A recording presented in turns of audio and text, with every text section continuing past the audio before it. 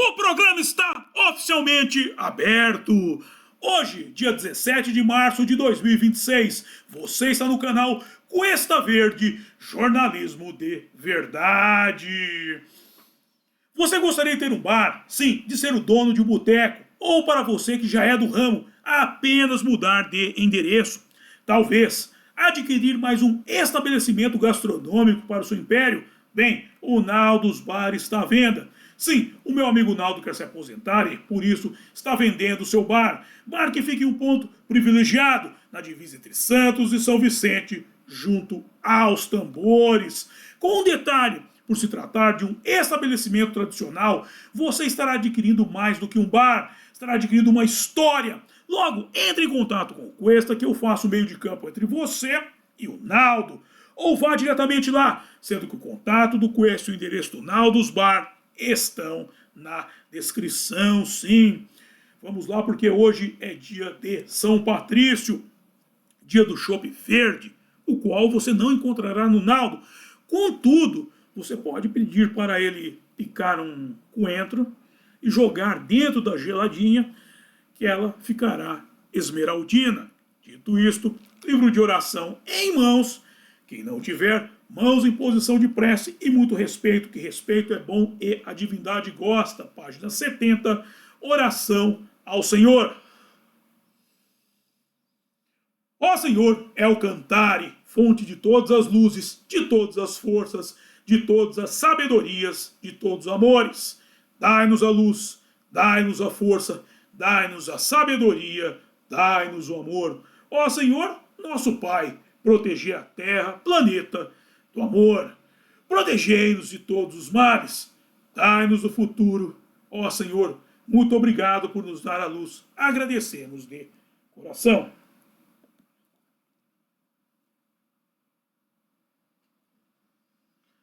Eu peço ao nosso Senhor El Cantare que, por favor, não permita que injustiça alguma ocorra durante esse programa. Muito obrigado. Ok, chegamos à minha data predileta do ano, o dia de São Patrício, no qual, no mundo todo, se consome o chopp verde, do qual eu tratei em um programa onde eu contei a história dele, expliquei como ele é feito, e nos Estados Unidos, vários rios também seguem a temática, no qual eles jogam um reagente, e esse reagente os torna verde. Eu também contei essa história em outro programa, e dei até a ideia de que esse conceito fosse aplicado nos canais de Santos. Imagina aqueles canais todos verdes, e essa água verde fluindo até o oceano. Pensou, meu? Seria fantástico, mas fica para uma próxima oportunidade. Em se tratando de Santos, hoje no Ruskin Arms teremos uma programação recheada de muito rock e chopp verde. Ok? Dito isto, vamos ao programa de hoje e conversaremos mais na sequência. Em 16 de março de 2017, no The Irish Times, publicado foi o artigo de autoria de Dean Huxton, alcunhado de 5 histórias de fantasmas do dia de São Patrício, contadas em 1888, das quais uma eu vou contar hoje. Ademais, no texto se lê que contar histórias de fantasmas ao redor da lareira não é exatamente o que se costuma fazer no dia de São Patrício, tal como conhecemos hoje, mas em 1888 você tinha que ter a sua, sim, era o ethos da época. O cara empunhar uma caneca de chopp na mão e ter uma história aterrorizante na lábia para azucrinar com a noite da criançada, sim. Ora que, há 131 anos, num sábado, no dia 17 de março, o The Weekly Irish Times publicou algumas histórias irlandesas assustadoras em sua primeira página como parte de sua série Contos de Lareira de Muitos Condados, pois a série era uma coleção de lendas, modas, humor, contos, poesias e qualquer outra coisa projetada para interessar a todas as classes de leitores e agradar aos gostos de jovens e idosos. Sim, porque isso daí já estava no imaginário. Estava no imaginário, não foi por acaso que eles pegaram esses contos. Aqui, sem edições e conforme foi impresso no dia de São Patrício de 1888, 38, está a parte 3, Conversas sobre Fantasmas Irlandeses. E hoje, no Questa, trataremos do conto A Casa Assombrada da Rua Bride.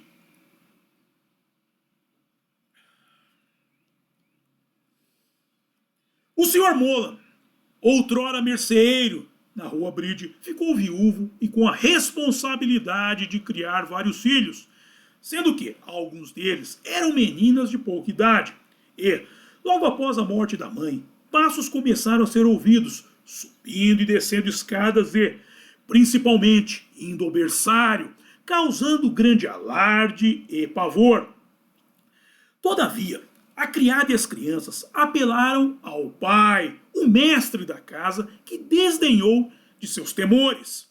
Contudo, por causa de sua desgastada aparência, todos tinham a suspeita de que ele também andava recebendo desagradáveis visitas. Então, as pobres crianças começaram a perder a alegria natural da juventude e a serem encontradas com olhares assustados, especialmente com o cair da noite.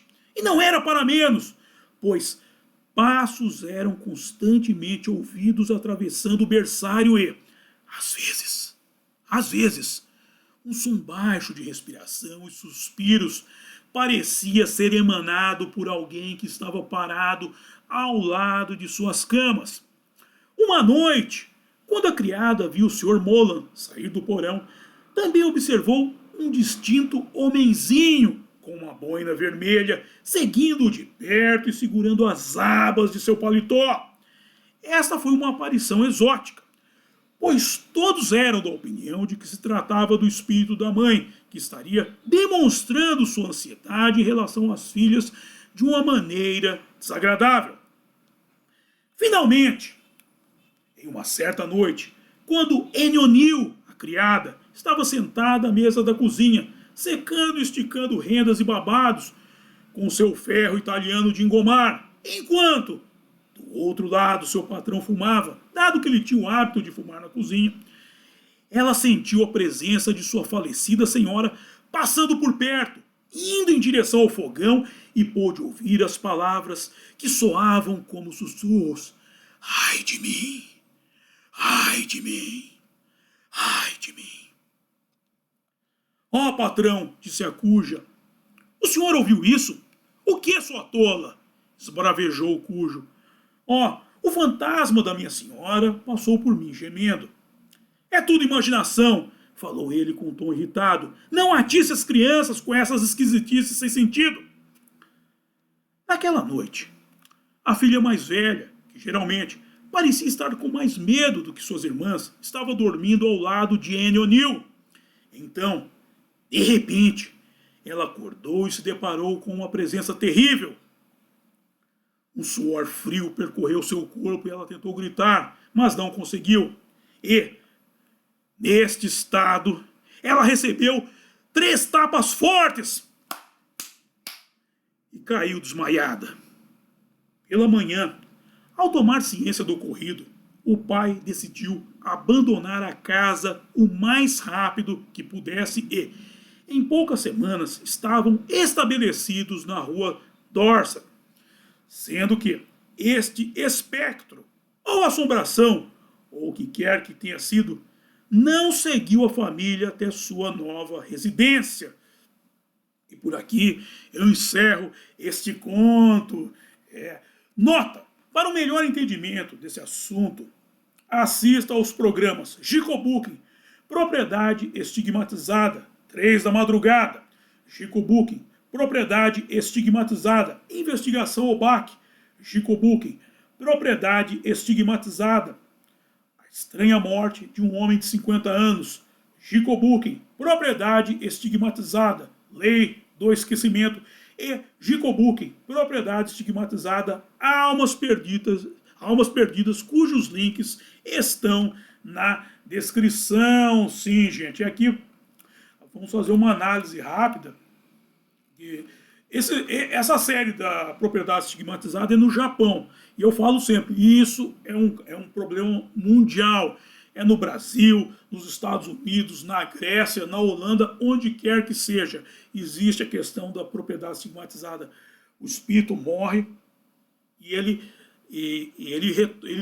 normalmente isso acontece quando ele não tem uma religiosidade definida, ele não tem uma vida religiosa definida. Então o que acontece? Ele morre e ele volta para casa, ele não sabe que morreu. Ele volta para casa. E até eu já citei aquele filme O Sexto Sentido, é bom vocês verem esse filme, dica do Mamá, Cinemateca do Mamá. E, olha que coisa interessante, vamos fazer uma análise desse conto aqui, que ele tem muita verdade nele, é um conto, mas você vê, o Sr. Molan, ele ficou viúvo, com a responsabilidade de criar os filhos, ou seja, a casa não estava energicamente muito bem. Como falou, alguns dos filhos eram meninas de pouca idade, naquele tempo se tinha muitos filhos, era normal isso, era o patriarcado, esse é o certo, ter muitos filhos. E o que aconteceu? O espírito da mãe não saiu de lá, ela queria ficar junto dos filhos, tomando conta deles. Querendo ou não, isso é apavorante. Aí a criada, as crianças pediram para o pai, lá o pai é o mestre da casa, mas ele desdenhou, falou, não, que é isso, nós estamos de conversa. E aí, só que tinha o seguinte, a aparência dele estava desgastada, ou seja, o homem não estava dormindo, estava com olheira, estava tudo nervoso, muito nervoso, ou seja, o espírito ia ver a criançada e depois ia para o leito conjugal. Meu. Vocês já ouviram falar de íncubos e súcubos? Isso é relacionado à parte sexual. É claro que isso é tratado numa questão, seria um vampiro. Mas a questão do vampirismo, ela não está relacionada diretamente a uma entidade que seria um vampiro. Mas qualquer pessoa pode assumir uma condição vampiresca ao sugar a vida do outro. Todo mundo conhece aquelas pessoas que são esponja, né? Tem gente que você fala delas, não sei se vocês já sentiram, você está num lugar, assim, chega uma pessoa, você começa a abrir a boca, sabe? Vocês já sentiram isso? É que a pessoa está sugando a energia do ambiente, você é um vampiro. Muitas vezes ela não sabe que é vampiro. Uns sabem e outros não sabem. Então você lembra daquela pessoa e começa a sentir sono também, porque você estabeleceu uma conexão energética com ela. Você está alimentando-a com a sua energia. E aí você vê que o homem estava tudo estrupiado. E aí as crianças também começaram a adquirir a mesma aparência do pai, você vê que começaram a perder a alegria. Isso é um efeito natural, ou seja, é um efeito orgânico da coisa, que o pessoal não dorme, fica com medo, cai da noite, fica assustado. O medo das pessoas é à noite, por quê? Porque, como eu já no Projeto Book, às 3 da madrugada é o horário do diabo. As coisas começam a acontecer às 3 da madrugada, é um canal energético que está aberto. Então, é um horário terrível. Você pode pegar os casos policiais, às 3 da madrugada, é o período em que há mais mortes, mais incidência de mortes esse horário, de suicídio e tudo, às 3 da madrugada. Tanto é que a Igreja Universal, o que é a Igreja Universal?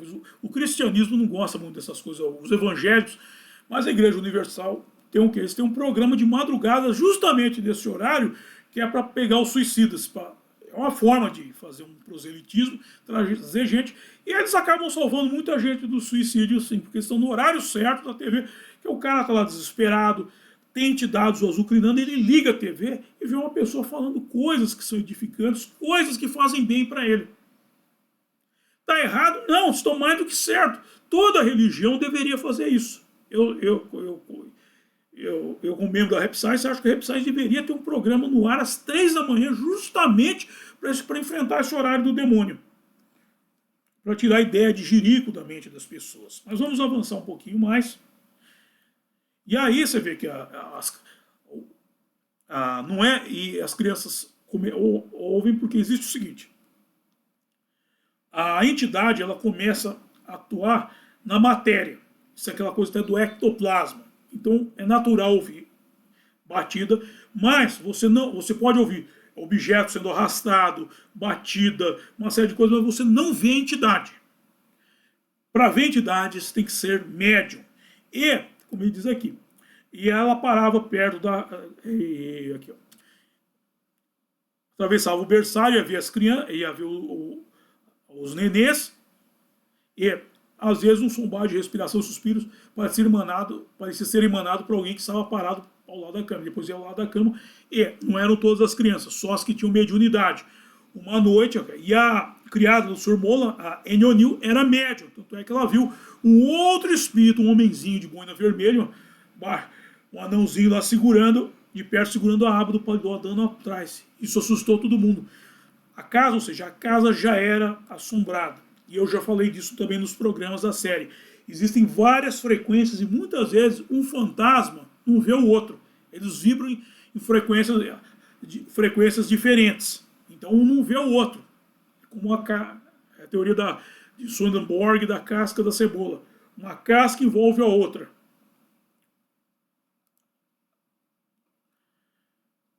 E aí essa noite, aí na noite ela estava lá engomando lá com o ferro dela, que ferro italiano, que põe brasa dentro. O cara estava fumando, um sujeito muito, muito consciente, para não fumar na sala, para não fumar perto da criançada. Ele vai fumar na cozinha onde tem a comida da criançada, mas tudo bem. Aí passou perto dela o espírito, falando ai de mim, sofrendo, ai de mim. E ele ouviu. Tanto é que ele ouviu. Até que a Anne O'Neill, que era médium, ela sentiu a presença, ela é uma médium sensitiva e clara e audiente também. E ele também.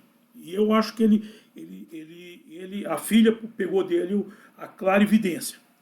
Depois nós vamos chegar lá. E ele pergunta, patrão, você ouviu isso? E ele falou, não sei o que, só desbravejou. Não queria que ela falasse disso, para não pôr mais coisa na cabeça da criançada, mas não tinha jeito. E aí naquela noite, a filha mais velha, que geralmente parecia estar mais medo de suas irmãs, está dormindo ao lado de Anne O'Neill. De repente ela se deparou com uma presença terrível. E ela era média, ela viu, sentiu o suor frio, teve aquela paralisia e levou 3 tapas. Eu creio que não fosse a mãe dela e nem o homenzinho, fosse uma terceira entidade para agredir a criança dessa forma. A mãe não faria isso com a filha. E o homenzinho, você vê que ele tinha uma postura de subserviência em relação ao senhor Mola. Ele tinha o senhor Mola como um mestre dele, não sei porquê. É aquela coisa do seu sentido. Eles não sabem que estão mortos e só querem acreditar nas ideias deles, sabe? Aquela coisa. Então eu suponho que foi um terceiro fantasma. Aí ele viu que o negócio estava brabo mesmo. Talvez ele já tivesse deparado com essa mesma entidade e saíram de lá e foram para a rua Dorset. E é aqui o ponto crucial. O espectro, a assombração, o que quer que tenha sido, não seguiu a família até a nova residência. Ou seja, é a questão da casa estigmatizada, tal como ocorreu com a Amityville, ocorreu com várias casas, ocorre com várias casas, e tá aí a série para vocês assistam e matem suas dúvidas sobre a questão das propriedades estigmatizadas. E dito isto, é hora de passar o chapéu, a hora que eu mais gosto, é a hora que vocês mais gostam também, que é a hora em que eu ganho uma graninha. Bem, vamos para a descrição do programa, onde estou disponibilizando os métodos de arrecadação de fundo por via direta e via indireta. Por via indireta, os meus livros aqui, a começar por A Máquina da Verdade, ó, esse livro Menino Veste Azul e Menina Veste Rosa. Ó, dá pra molecada, que essa molecada vai se divertir, isso aqui não é de terror não. Aí tem o meu outro livro para os adultos, romance A Saga de Kid Winchester, e o link do curso Fundamentos do Exorcismo. Aí vamos para a arrecadação de fundos por via direta. Ao apoia-se do blog O Mochileiro Místico, o Pix, para você já fazer sua doação agora, você pode fazer pelo blog, você que está acompanhando o blog, eu estou o transformando em um portal de notícias, acompanha pelo blog, ou já faz um Pix aí, um Pix de São Patrício, para o Chopp Verde do Mamá, ok? E o link do PayPal, sim, para os acólitos do estrangeiro. Aí tem o link da Boutique do Cuesta para você comprar sua peca de conservador e o link de Com Letras de Mateus, o meu álbum de rock, em parceria com o meu amigo Renato Pop. E aí os links, atenção, Gico Booking, propriedade estigmatizada, às 3 da madrugada, a hora do diabo. Gico Booking, propriedade estigmatizada, investigação OBAC, que faz a análise da propriedade. Gico Booking, propriedade estigmatizada, a estranha morte de um homem de 50 anos, sim, um homem estranhamente morreu em uma casa e o espectro dele continuou ali. Gico Booking, propriedade estigmatizada, a lei do esquecimento, que é uma lei que está sendo tentada no Japão, que no Japão eles são obrigados, quando você vai alugar uma casa ou comprar, o cara tem que te passar a capivara da casa, pra você saber o que aconteceu lá para não entrar numa furada. E você vê aqui, o senhor Mulan saiu de lá e aquela casa provavelmente foi vendida, ou seja, alguém entrou numa casa assombrada lá sem saber, porque na Irlanda, que eu saiba, não é obrigado a passar a capivara da casa. E por fim, Gico Booking, propriedade estigmatizada, almas perdidas, porque muitas corretoras estão contratando caças-fantasmas e monges para fazer uma limpeza da casa, fazer um exorcismo e tocar o pessoal de lá, ok? Aí nós temos o contato do Cuesta para você mandar suas dúvidas, sugestões de pauta, coisa e tal. O link do grupo do Cuesta no X, o Právida Conservador, e do grupo do Cuesta no WhatsApp, nosso canal mais estreito de comunicação.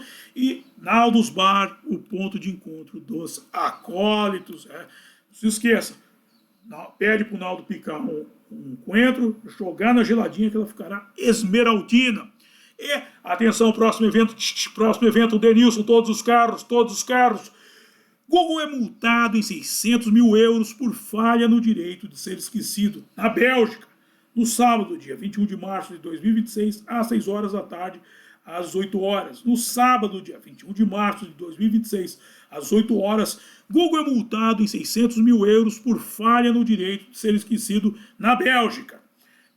Gente, dito isto, quero agradecer a todos vocês que me acompanharam e até a próxima. Bye!